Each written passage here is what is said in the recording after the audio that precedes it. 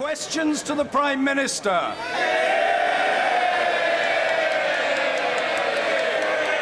McKickin. Question number 1, Mr. Speaker. Thank you, Mr. Speaker. Mr. Speaker, I know the whole House will wish to join me in offering our deepest condolences to the families and friends of all those killed in yesterday's Airbus crash in France. It is heartbreaking to hear about the school children, the babies, the families whose lives have been brought to an end. As the Foreign Secretary has said, it's very likely that there were some British nationals involved.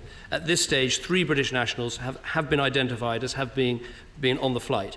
The Foreign Office is working urgently to establish whether any further British nationals were among those on board. We're providing consular assistance and will give further information as it becomes available.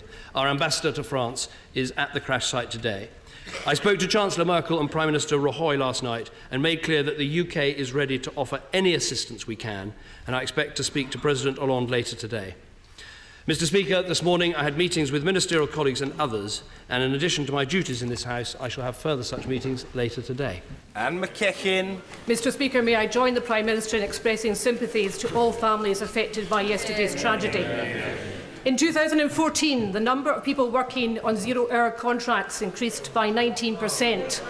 Unsecured borrowing rose by 9%, and the percentage living in relative poverty was at the highest level since 2001. Would the Prime Minister agree that under his watch, the future of our young people is only getting darker? What has happened under my watch is there are 174,000 more people employed in Scotland. 0 hours contracts account for 1 in 50 jobs, and it is this government that has outlawed exclusivity in 0 hours contracts after 13 years of inaction from the party opposite. In her own constituency, the claimant count has fallen by 32% since the election. That is evidence that our economic plan is working in Scotland, as throughout the rest of the United Kingdom. Rory Stewart. Thank you, Mr. Speaker. One of the most disturbing scandals has been the infection of thousands of people across the nation with HIV and hepatitis C through contaminated blood. Today, Lord Penrose publishes a report which follows nearly 25 years of campaigning by members on both sides of this House to address this scandal. Could the Prime Minister, as the last act of his government, ensure a full apology, transparent publication, and above all, proper compensation for the families terribly affected by this scandal? I think my honourable friend is absolutely right to raise this with the Penrose report published today, and I can do all of the 3 things that he asked for. I know that many members on all sides of this House have raised the question of infected blood. I've spoken about how constituents have been to my surgeries. While it will be for the next government to take account of these findings, it is right that we use this moment to recognise the pain and the suffering experienced by people as a result of this tragedy. It is difficult to imagine the feelings of unfairness that people must feel at being infected with something like hepatitis C or HIV as a result of a totally unrelated treatment within the NHS. And to each and every one of those people, I would like to say sorry on behalf of the government for something that should not have happened. No amount of money can ever fully make up for what did happen, but it's vital we move as soon as possible to improve the way that payments are made to those infected by this blood. I can confirm today the government will provide up to £25 million in 2015-16 to support any transitional arrangements to a better payment system. And I commit that if I'm Prime Minister in May, we will respond to the findings of this report as a matter of priority. Finally, Mr. Speaker, I know that Lord Penrose was unable to present the findings of his report today because of illness, and I'm sure the whole House will want to send him our very best wishes. Ed Miliband.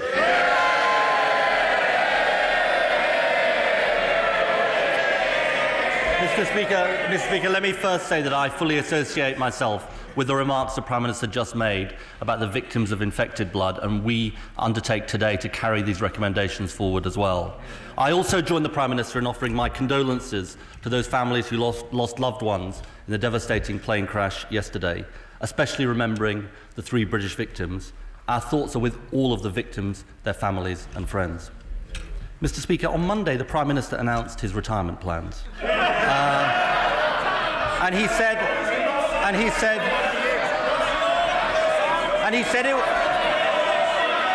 And he said it was because he believed in giving straight answers to straight questions.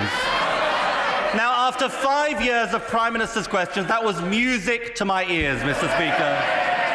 So here's a straight question. Will he now rule out a rise in VAT?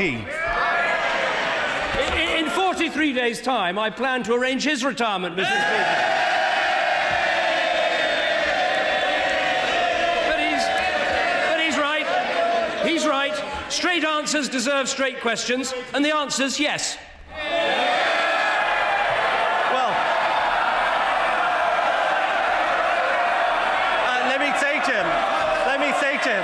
Let me say to him, nobody is going to believe it. Nobody is going to believe it. Nobody is going to believe it because of his extreme spending plans, because his numbers don't add up, and because he promised it last time and he broke his promise. Now, if he's in the mood for straight answers, let's try him on another one. Can he confirm that the spending... Order! The Leader of the Opposition will be heard. If we overrun, so be it. Doesn't matter to me. The Right Honourable Gentleman will be heard, and the Prime Minister will be heard, and every other member will be heard. The Leader of the Opposition. Can he confirm that the spending cuts he plans in the next 3 years will be greater even than anything seen in the last 5? Well, he's wrong about that, but look, straight answer from me, straight question to him. I have ruled out VAT. Will he rule out national insurance contributions? Yes or no? He'll have plenty of time. He'll have plenty of time to ask questions after May the 7th. And I'm afraid to say, his own Office of Budget Responsibility says a much sharper squeeze on real spending than anything seen over the past 5 years. Next question, and this should be an easier one. 5 years ago, he promised to cut net migration to the tens of thousands. Straight answer to a straight question: is that a broken promise? Yes or no? Let me give him a second chance. I answered a very simple question about VAT. I ruled out an increase. Let me ask him again. Will he rule out an increase in national insurance contributions? We all know this is Labour's jobs tax. This is their tax of choice. This is what they clobber working people, families, enterprises with. So let me ask him again. Straight question, straight answer. Will you rule it out? Mr. Speaker, there's only one person who's going to raise taxes on ordinary families, and that's him. And he's going to cut the National Health Service. And he didn't answer the question. And let's ask him a question about the NHS. 5 years ago, he promised no top-down reorganisation of the NHS. Now, this is an easy one. Can he confirm that's a broken promise, yes or no? I'll tell you what's happening in the NHS. 9,000 more doctors, 7,000 more nurses, and 20,000 more bureaucrats. But we've heard it now. A clear promise on VAT from this side of the House. No answer on national insurance from that side of the House. And it goes to a bigger point, Mr. Speaker. He's had 5 years to come up with an economic plan. He's had 5 years to work out some policies for the future of this country. He's had 5 years to demonstrate some leadership, and he's failed on every count. Nobody believes his promises on VAT. Nobody believes his promises on the National Health Service because he's broken his promises in this Parliament. Now let's try him on one more. 3 years ago, he cut the top rate of income tax. Can he rule out, under a Tory government, a further cut in the top rate of income tax? The richest in this country are paying more tax under this government than they paid under the last government. We have set out our plans for tax cuts. If you're young and you work hard, you'll get an apprenticeship. If you're a family, we'll take you out of tax until you earn £12,500. I don't want to see middle-income families drawn into the top rate of tax. We've made our promises. Now let him make a promise. Will he increase national insurance, yes or no? Mr. Speaker, nobody believes his promises. He's had 5 years of failing working families. And worse to come, more spending cuts, more tax cuts for the richest, more betrayal. This has been a government of the few, for the few. It's time for a better plan. It's time for a Labour government. Well, you've seen it all. Absolutely no ability to answer a question. This is a country where unemployment is falling, the economy is growing, the deficit's coming down. In our NHS, the operations are going up, more good school places for our children, living standards rising, inflation at zero, record numbers in work. All of this could be put at risk by Labour. That is the choice in 43 days' time. Competence and a long-term plan that's delivering instead of the chaos of economic crisis from Labour.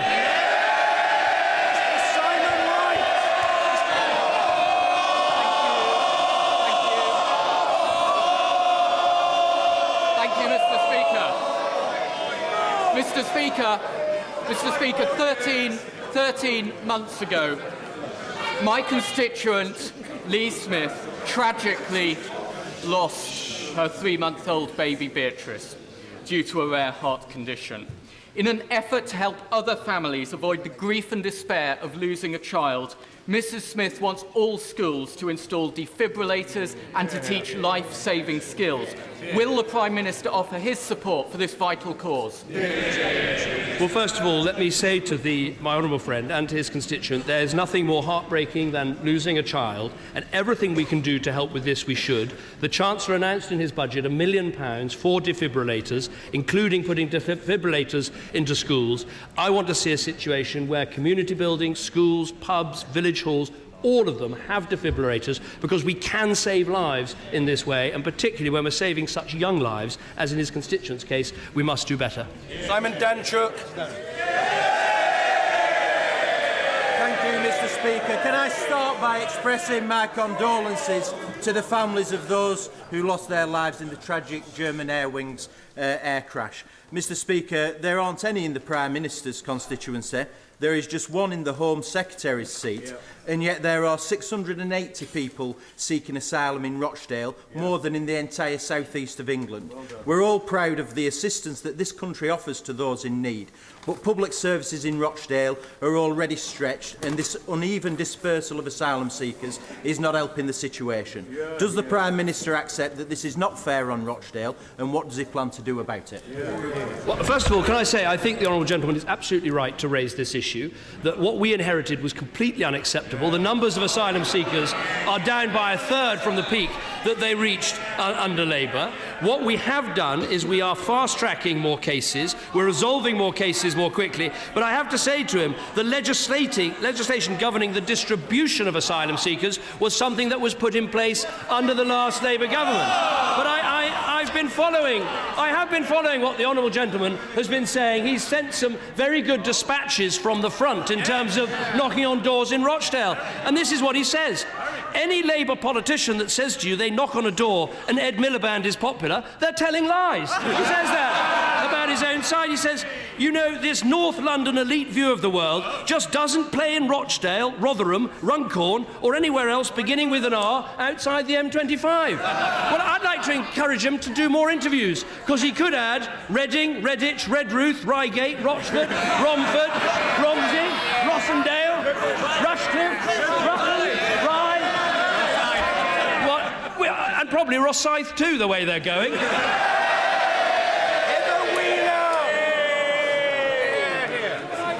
Thank you very much, Mr. Speaker. Cheer up, Labour. I don't think so, love.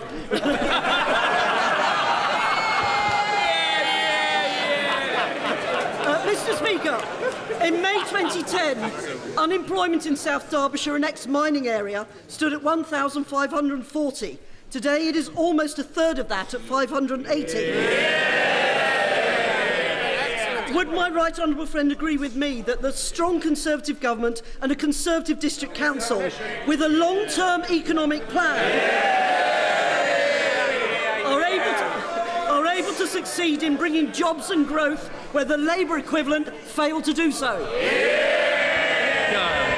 My honourable friend is absolutely right. In South Derbyshire, since the election, the claimant count, the numbers of people claiming unemployment benefit, is down by 68%. Wow. Those are the statistics, but every one of those people is someone with a job, with a livelihood, with a chance to provide for their families. And that's what this election is going to be about. Young people who want jobs, we're offering apprenticeship. Young families who want homes, we got homes with Help to Buy. Pensioners who want security, we've got the pension and the pension benefits guaranteed. That is what's on the ballot paper, and that is what I think people will choose at the next election. Mr. Nigel Dodds. Thank you, Mr. Speaker. Following the publication of the Northern Ireland Select Committee's report into the disgraceful On the Runs debacle yesterday, it's now been revealed that the man who went about distributing these letters to IRA fugitives, Jerry Kelly of Sinn Féin, has actually received the royal prerogative of mercy for certain crimes.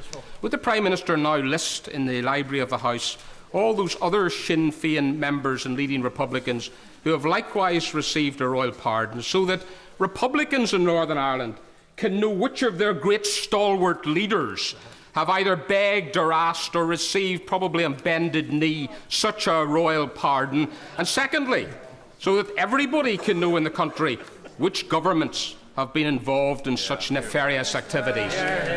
What I'd say to the honourable gentleman, I will look very carefully at the question he asks and what more we can do to be transparent, because this government, not least by holding the On the Run review, have been transparent. But I would say to him is that governments in the past have had to make difficult decisions with respect to Northern Ireland to try and bring parties together and produce the peaceful outcome that we have today. That has involved difficult compromises and things that he and probably I have found at times deeply distasteful, but nonetheless, sometimes in the pursuit of peace, some of these things have to be done. Mr. Richard Drax. Thank you, Mr. Speaker. Can I congratulate my right honourable friend and the Department for Transport for their securing a £50 million rail infrastructure improvement scheme in South West Trains, which feeds my constituency. However, we still need better infrastructure, additional track, flyovers and power supply if we are to get longer trains and faster journey times to Weymouth and Portland. Will my right honourable friend meet me and discuss this further to see if we can further boost the economy in South Dorset? Always happy to meet with my honourable friend and discuss these issues. I believe this government has done right by the South West, and not least with the announcement the Transport Secretary has made of an additional 57,000 seats on South West trains every week from December, 1,400 extra car parking spaces at train stations across the region. We can only have this strong transport investment not just in the South West but right across our country, because we've got a long-term economic plan that's delivering the growth this country needs. Yvonne for Varg. Thank you, Mr. Speaker. Hasn't the Prime Minister put himself on a fixed-term contract, and isn't he now concerned that it will be a 0 hours contract at May the 8th? Very simple. What I've said answered a very clear question, and maybe the Leader of the Opposition will have to answer some clear questions. It's very simple. 2 terms, 10 years and 1 kitchen. Is my right honourable friend as alarmed as I am? Must be heard. Pauline Latham. Is my right honourable friend as alarmed as I am that Alex Salmond is planning to impose a series of demands on the UK government, and will he confirm he will have nothing to do with such demands? Quite right. I think my honourable friend makes a very important point. As far as I can see, Alex Salmond has taken the entire Labour Party hostage, and today we have got the ransom note, and the ransom note is very clear. It says higher borrowing, it says uncontrolled immigration, unfettered welfare, higher taxes and weaker defence. That is what is being demanded, and the British people have only one way of saying no to this appalling hostage situation, and that is to vote Conservative on May the 7th. Mr. Jim Dowd. Thank you very much, Mr. Speaker. Can I ask the Prime Minister about the continually dire position at London Bridge Station, which is a cause for major concern? Is he aware that the abysmal service and the chaotic scenes that have accompanied Network Rail's latest stage of development? Can I ask him to instruct the Secretary of State for Transport to personally take responsibility for resolving this debacle and for him to bring forward an early, straightforward compensation scheme for the many tens of thousands of commuters who have had their lives so seriously disrupted. No, the honourable gentleman is right to raise this. Anyone who's seen the pictures of what has happened some mornings at London Bridge Station knows that the pressures are immense. And so what we need to do is make sure that Transport for London and the Department of Transport are working together, as they are, to bring about the best possible solution. What I would say, though, is that you cannot criticise this government for failing to invest in London's transport infrastructure. The Crossrail scheme, which I visited again a couple of weeks ago, is the biggest... Oh, they say we did that. They didn't. They left an enormous bill, but it's this government that actually put the money in and got it built. It's one thing to promise something, it's another to put the diggers in the ground and to get it done. And that's what we've done. Simon Kirby.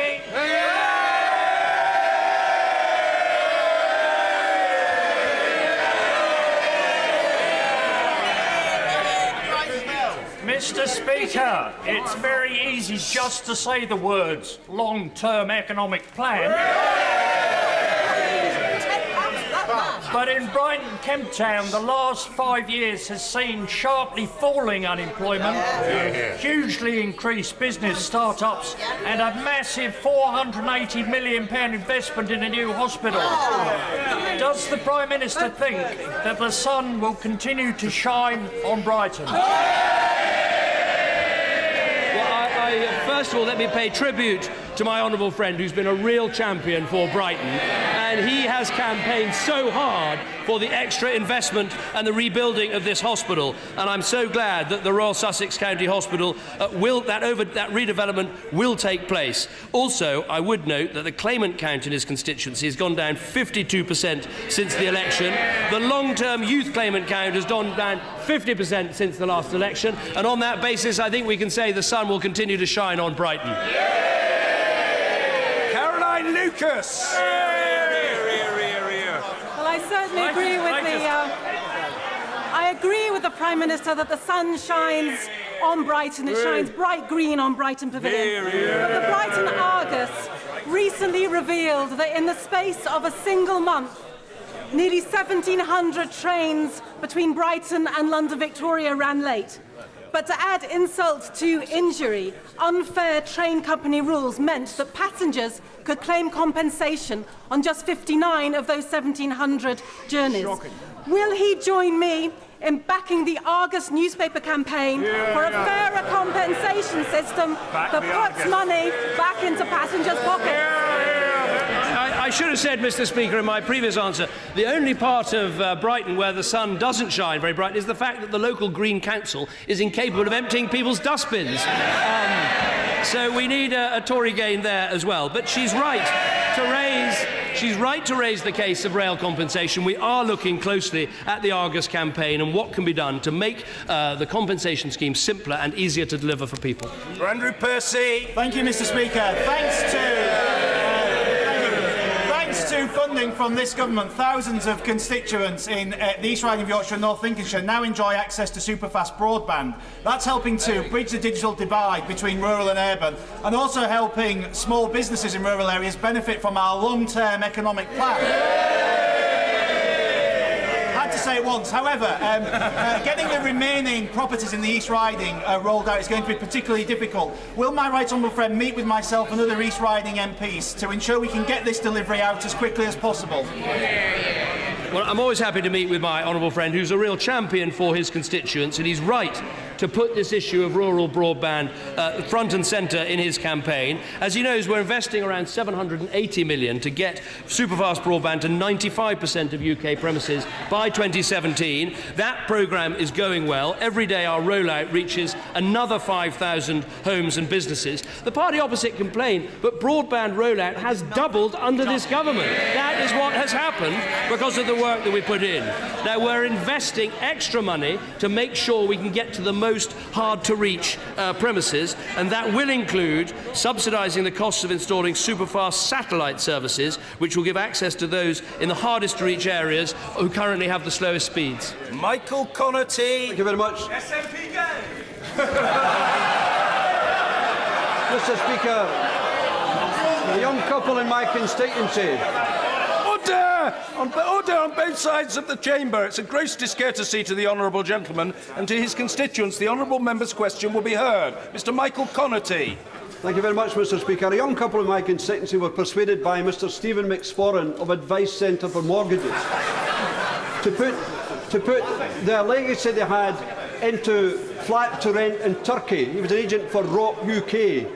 They got no flats. They lost £47,000. But the Financial Ombudsman Service said they could not give any advice because it was unregulated advice. Does the Prime Minister agree that that company and companies like them should not be allowed to advertise themselves as regulated by the Financial Conduct Authority if they give such advice?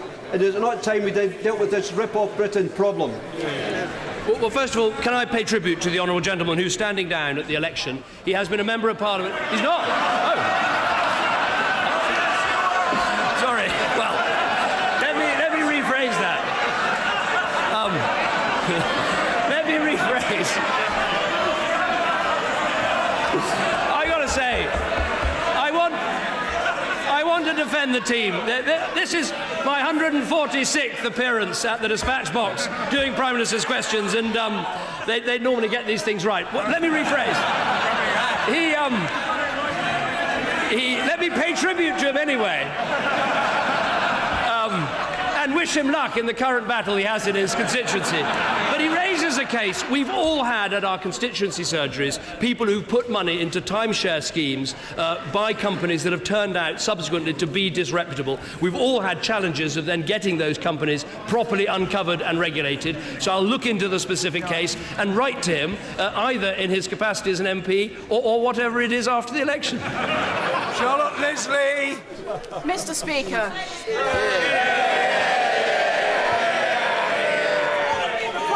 Knows I have often been unhelpful to the government in the Health Select Committee, but as a member of the Select Committee it is my duty to be impartial. But does he share my concern that the objective scrutiny role of the Select Committee system has been fundamentally undermined by Labour's refusal even to discuss a draft report, having heard evidence of decreased admin costs since the health reforms, privatisation slowing since 2005, TTIP not posing a threat to the NHS, no charges or top-ups introduced and no plans to. And does he agree they're refusing... Order! It must be order. The remainder of the question, I know it's finishing very soon, must be heard. Charlotte Leslie.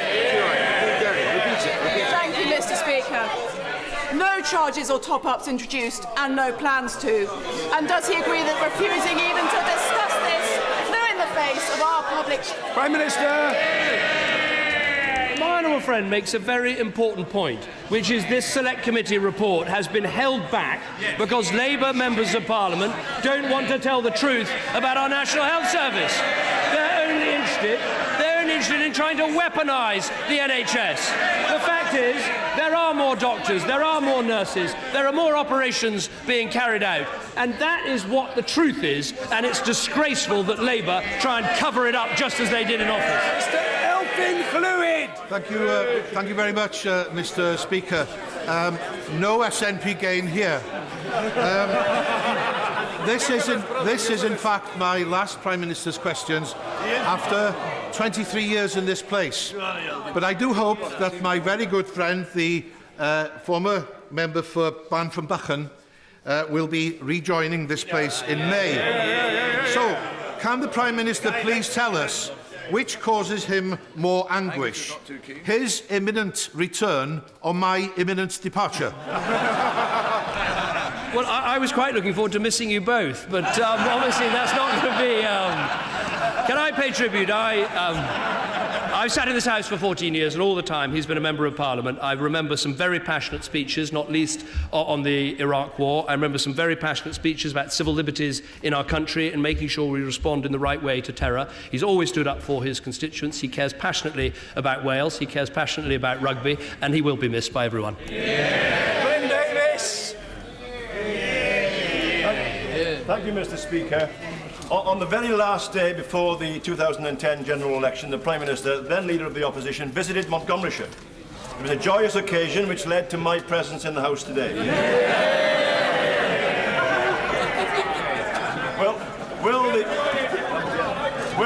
Prime Minister make another visit to see for himself the dramatic improvement in business confidence and the dramatic falls in unemployment that have taken place in Montgomeryshire as a result of the government's long-term economic plan. It was a huge pleasure to go and visit my honourable friend just before the last election. I thought it was a bit of a long shot, but nonetheless he made it here, and he's been a fantastic Member of Parliament, standing up for his constituents. In Wales since the election, we've got 22,000 more small businesses. We've got employment in Wales going up by 52,000, unemployment coming down, private sector growth. We see a real recovery in Wales, and it needs my honourable friend back here standing up for his constituents and for Wales in the House of Commons. Sir Hugh Bailey! I have here, Mr. Speaker, a cutting from the York Press on the 24th of April 2010, which says, and I quote, David Cameron last night dismissed claims the Tories would put up VAT in the election. Now, that was at the last election. Why should the public believe promises he makes at this coming election? Given the straightest possible answer, and this time in government we know what needs to be done. We know the changes, and the truth is both sides of this House have voted for a £30 billion adjustment. The Labour front bench voted for it too. Now we have set out what needs to happen with departmental spending, with welfare and with tax avoidance. The Labour Party has said half of the 30 billion must be raised in taxes. So we know it. There is a tax bombshell coming from Labour, and it's going to be, we learned today, a jobs tax bombshell coming from Labour. They wanted to do it before the last election. They want to do it after the next election. It would wreck our economy, put up taxes for working people, and there's only one group of people who can stop it.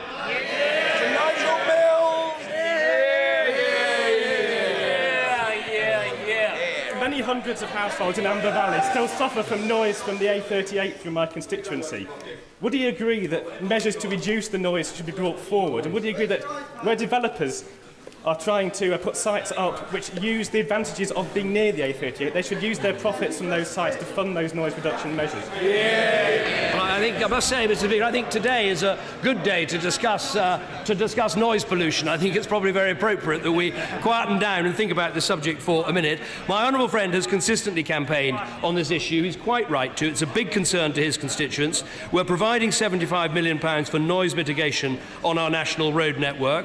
We're resurfacing 80% of that network with low noise surfacing. That can make a real difference, and I'll look carefully at what we can do for his own constituency. Stephen Pound. Thank you, Mr. Speaker.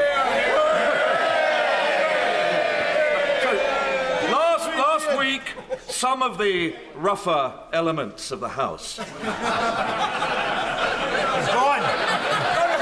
chose to refer to the Prime Minister as chicken. I hope we've moved on. However, would the Prime Minister agree with me that it's entirely fair now to refer to him as a lame duck? I'll tell him what is a lame duck, and that is trying to get into Downing Street on the back of Alex Salmond's coattails. They now know they cannot win the election on their own, so they are preparing to answer the ransom note. Higher taxes, more borrowing, weaker defence, breaking up our union. That is what we've got to stop. Never mind talk of ducks. I'm looking at Alex Salmond's poodle.